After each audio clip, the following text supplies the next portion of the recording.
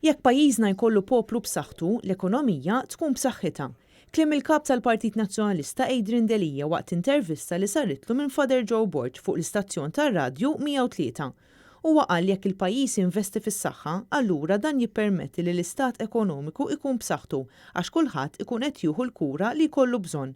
Hawnhekk Adrian Delija mir referenza għal kuntratt mal-Vitals u Stewart li għalih qed jitħallsu il-miljuni minn flus il-poplu, iżda l-pajjiż ma ħa xejn lura.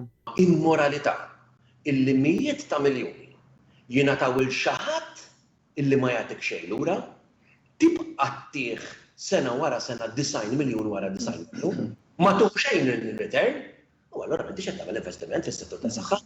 Adrian Delija qal li għandna gvern li qed jibqa' jinsisti li jipproteġi lil ftit lin-nies tal-qalba. Tantu hekk li l-Prim Ministru Robert Abela għażel li jżomm miegħu lil Konrad Mizzi u lil Joseph Muscat filwaqt li ma nbidel xejn fir-rigward tal-ogħla istituzzjonijiet ta' pajjiżna. Liema deċiżjoni biex jurina illi vera qed jagħmel affarijiet differenti.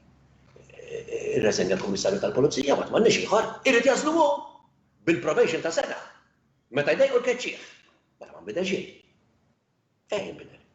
M'hemmx naħseb deċiżjoni waħda li ttieħdet, investigazzjoni waħda li saret, prosekuzzjoni waħda li rnexxiet li qed turi biċ-ċar l-affarijiet inbidlu. Adrian Delija qal li mill-Oppożizzjoni il-Partit Nazzjonalista qed juri x'inhuma l-proposti pożittivi tiegħu. Il-kap tal-Partit Nazzjonalista wera apprezzament għal ħidma tal-awtoritajiet tas-saħħa u għas-sagrifiċċji kbar li għamlu il-professjonisti matul din il-pandemija, kif ukoll irringrazzja lil pubbliku in ġenerali illi jobda id-direttivi illi nataw. Bil-pajjiż wera illi meta jkun hemm teddida nazzjonali, il-pajjiż jingħad jiġi flimkien, ifittex dak li għadu mhux dak li jifirdu.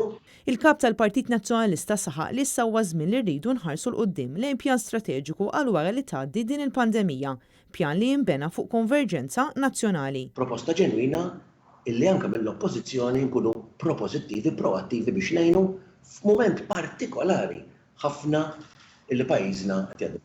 Adrian Delija spjega li l-effetti negattivi fuq l-ekonomija Maltija minħabba l-Covid se jibdew jinħassu iktar fil-ġimgħat li ġejjin.